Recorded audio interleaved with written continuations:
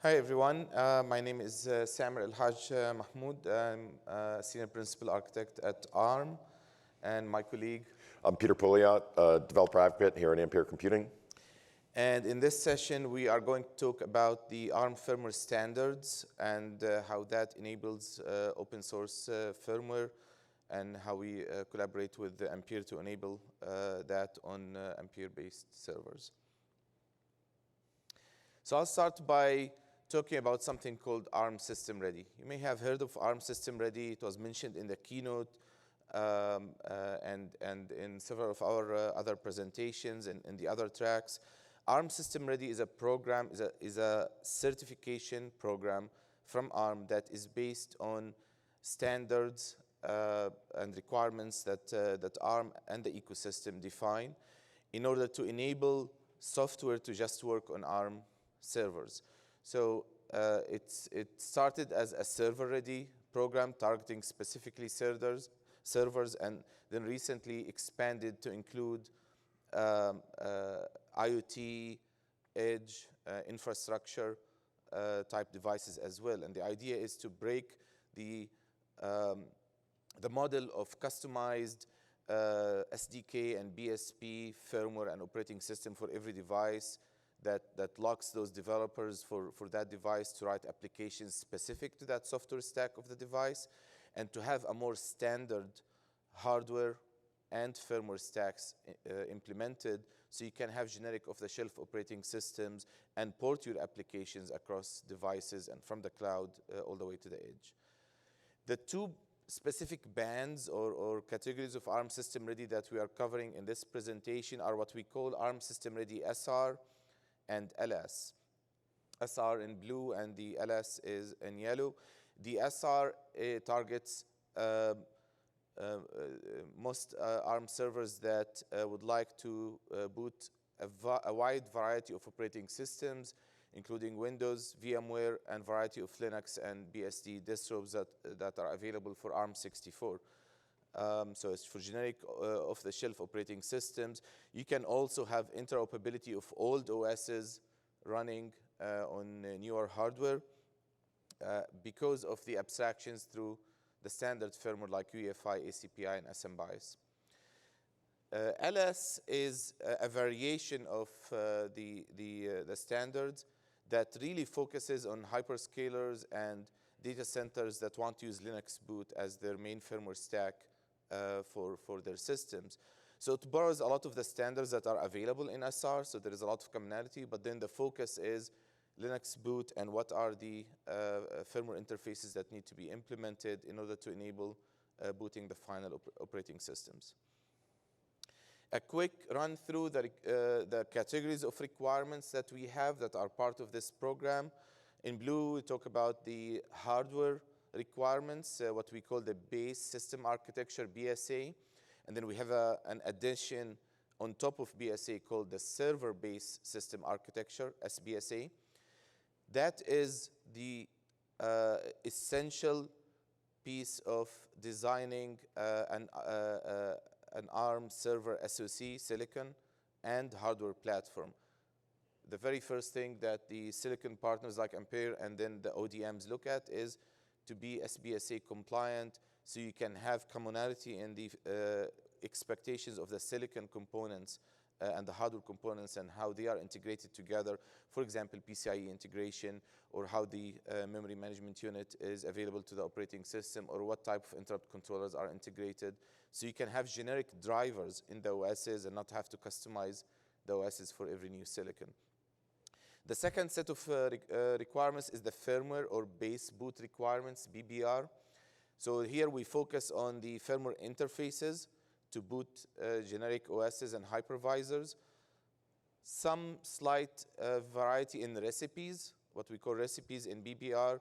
And the two recipes that we'll talk about here are SBBR, which is mainly for SR compliant servers, as well as LBBR, which is really Linux boot, base boot requirements. So SBBR and LBBR. And finally, we also have management requirements for hardware manageability of ARM servers. We talked about these in in depth earlier this morning in the hardware management track. And today, the management requirements are not being included in the SystemReady certification program, so we don't test and certify those requirements on ARM servers yet, but there is a proposal to work on that, and we got a lot of feedback that that's a good thing to do. This work is not being done by ARM in void or in vacuum. We are working with the ecosystem.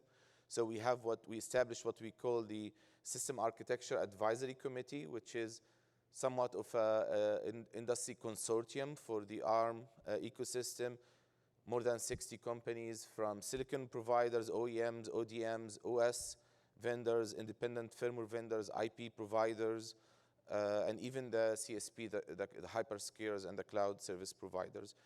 Anyone who's part of the wide ARM-based industry can join. It's an NDA with ARM, a very simple NDA. You can help shape the specification and participate in writing these requirements for future ARM servers. We collaborate using like a Causeway system and the Mantis system for the change requests. This group of companies and the work that they are doing has a broad reach across the industry.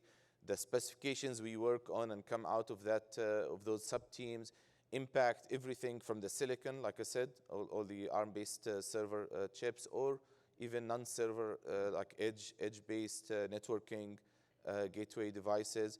The hardware, the OSs and hypervisors depend on what we specify, so they can implement common drivers and kernel abstractions. The firmware stacks, both the host firmware and the BMC firmware stacks, and even platform root of trust. I'll cover the two important recipes for open source firmware that we are talking about here, the SBBR and LBBR, and then I'll hand it over to Peter to talk about Ampere efforts in this area. The ARM SBBR is your traditional, could be implemented with Tiano Core or other BIOS or UEFI implementations.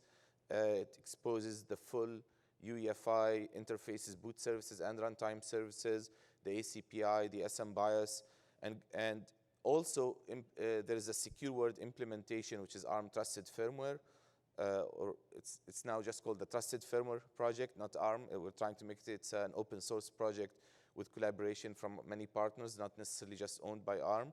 It's trustedfirmware.org. And the Trusted Firmware exposes secure word interfaces to interact with the secure side of the firmware at runtime. That include things like PSCI or SDEI or SMCCC. For those of you working on ARM firmware, these are familiar standard interfaces. So this recipe of firmware SBBR with implementations in both open source and in commercial firmware enables the SystemReady SR certified servers. So anytime you see a server certified as SystemReady SR, it has passed all tests against the requirements of this recipe. Now, the second recipe that is also very important for the OSF community is the Linux boot-based requirements, the LBBR. And with LBBR, we are working with gradual approach to defining it based on current implementations. So the first version of LBBR v1 is taking the approach of you already have a UEFI firmware, let's slim it down, let's make it as small as possible, remove Dixie drivers, remove things in BDS or in the UEFI phases that are not needed, and try to get the initialization to get to Linux boot as fast as possible. Now, keep in mind that the entire stack here, trusted firmware, that minimal UEFI firmware, and then Linux boot on top of it, with uroot can all be open source. So there is no binary here anywhere in this stack. The trusted firmware can be closed source or open source, depending on the silicon provider or the partner, the same as the minimal UEFI or the Linux boot. We do not require that all of this is open source, but we enable that the entire stack is open source. On our developer website and our GitHub and GitLab, we have provided some resources for people that want to experiment with this. There was a question earlier in the previous session about making this available to individual contributors or people that don't have access to the hardware. We have enablement of Linux boot on ARM systems that are very easy to get hold of, like the Raspberry Pi, as well as on the QEMU emulation with the ARM compliant SBSA emulation layer. Not sure what happened, but here you go. Thank you. Right. So Samir mentioned Ampere has been involved in both the contributing feedback through the standardization process, as well as providing reference implementations of the different layers of open source firmware for our reference platforms within the open community. So last year, we basically released our first OCP certified platform, the Mount Jade. And that platform essentially supports both open source firmware, Linux boot, as well as open systems management firmware through OpenVMC on top of it. The specification and design files were all released through OCP through their GitHub channels as part of the certification process within OCP. And the Mount Jade is actually available on the OCP marketplace as well. And the system itself is also one of the first platforms, server platforms, to be both SR and LS certified. So Ampere and ARM have been, as I mentioned, collaborating on the SystemReady, and we've been active in the community as well. And we have, obviously collaborations and contributors to help eliminate barriers for mass adoption. Certifications and standards are very important to help reduce the barrier entry for, in the ecosystem for some people who may have trouble creating, getting that leap of faith to switch architectures and move to, a new architecture in their data center. So, you can find our open source firmware contributions on our GitHub, and those include both, Linux boot, TNO Core EDK2, OpenVMC, and OpenOCD, which can be used for debugging. So we also have an AMI Open Edition compliant firmware on the OCP GitHub that was part of the submission, and collaborations with trusted firmware to help enable trusted services that Samir just mentioned. And the URL below is what you find, where you can find this information in the repositories that will help you both if you want to take that reference implementation and build it for your platform. So as I mentioned, Ampere provides a reference implementation for TNO Core EDK2.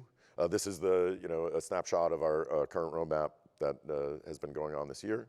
And the latest release is 2.8, 208.300. And we've also actually, have a team that is committed to, ongoing contribution and upstreaming that into our GitHub repositories at a regular cadence. Also, additionally, as I mentioned in the same kind of mantra, Ampere is committed to providing Linux boot and a reference implementation of Linux boot for our OCP platforms. It can be found on our GitHub as well, and or actually upstream. And the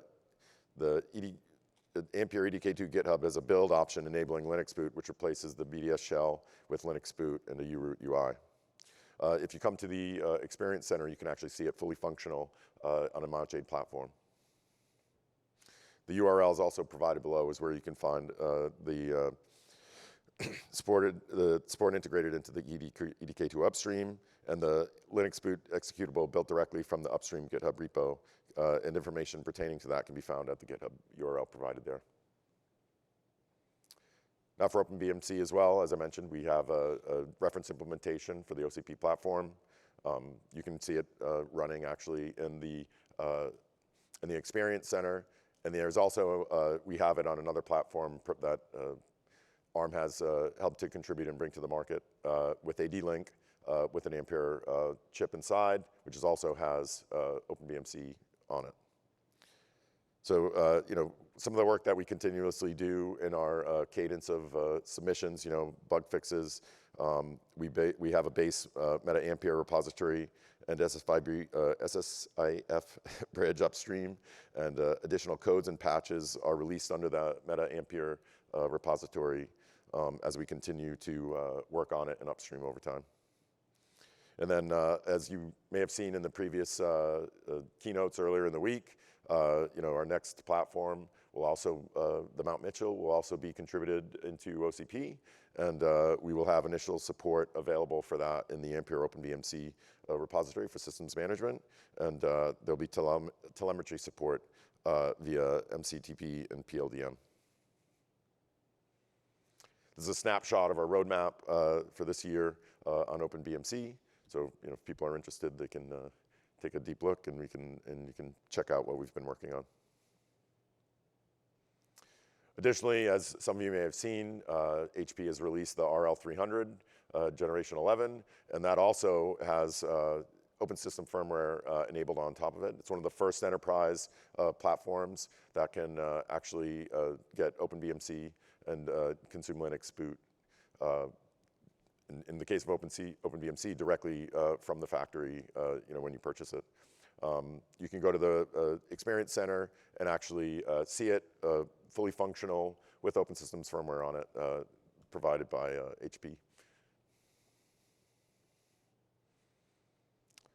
As I mentioned, OpenBMC enablement has been ongoing with HP. They've been able to enable the customer to adapt, build, grow, and maintain their own BMC stack through this process.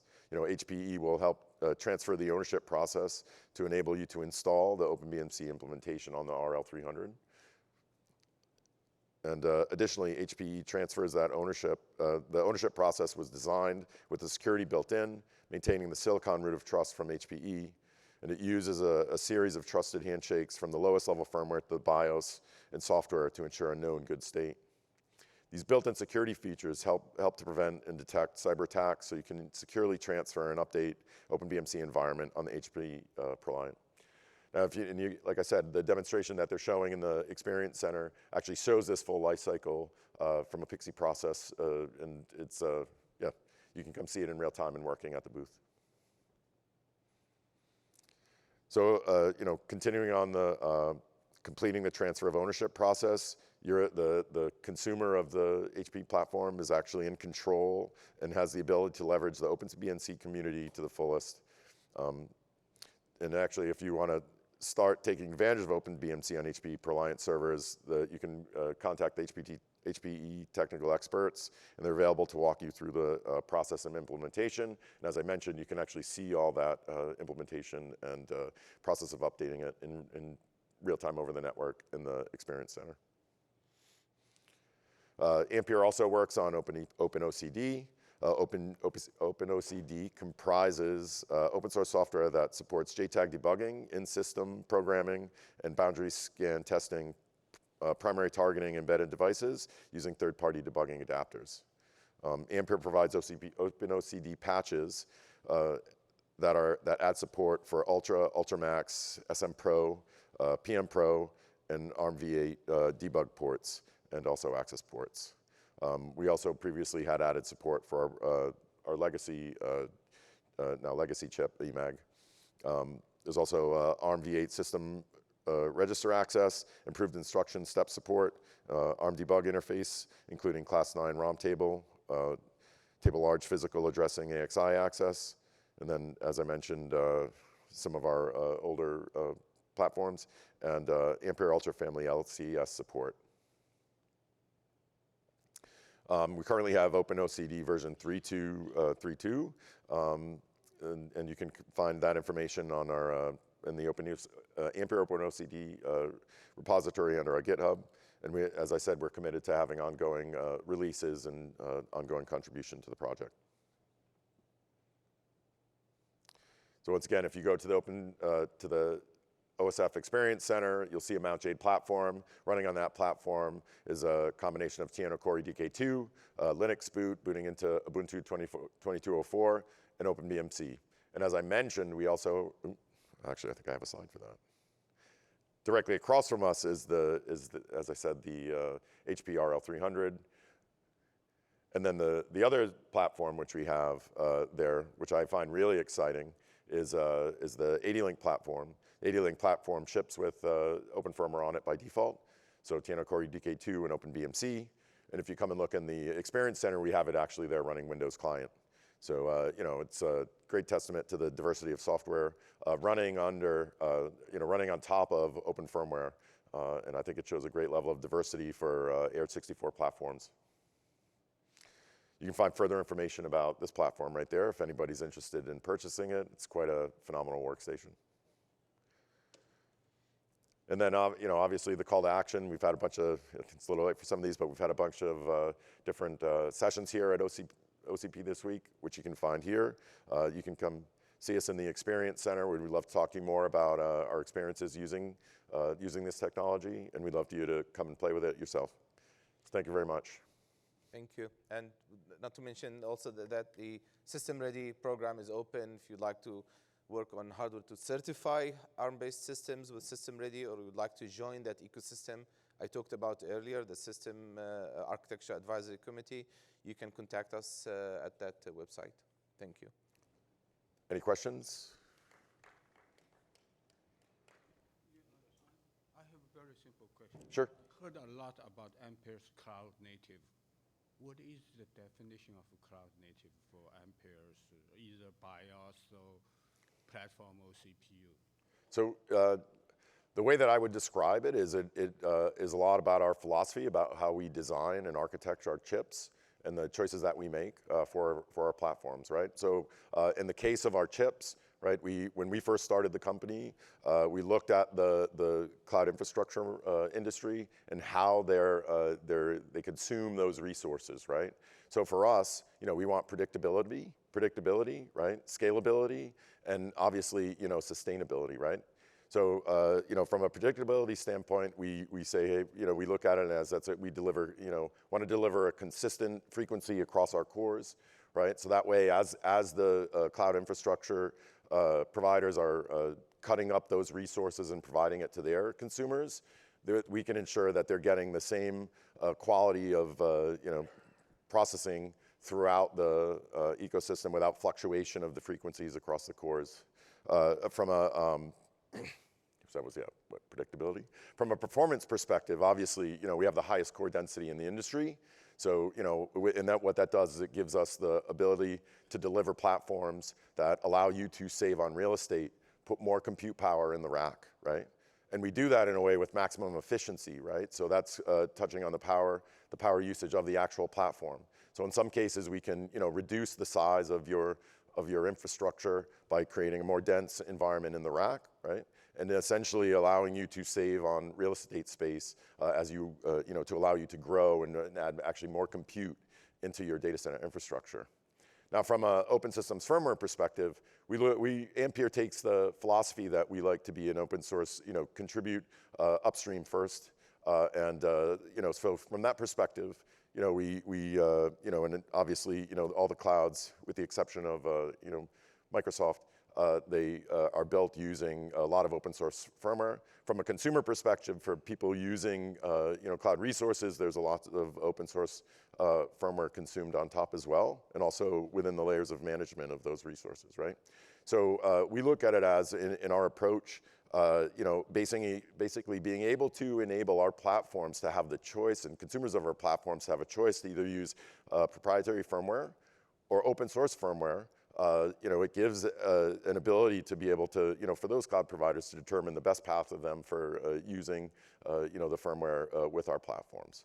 So as such, Ampere, as I mentioned, provides reference architectures for our OCP platforms, and as such, the different ODMs and ODXs that are creating these platforms can use that reference architecture to then reference architecture for the open systems firmware components to be able to, enable the platforms as they develop them for either, a more consumer level closed source based firmware or a pure open source firmware stack when they go to bring those platforms to market. Thank you.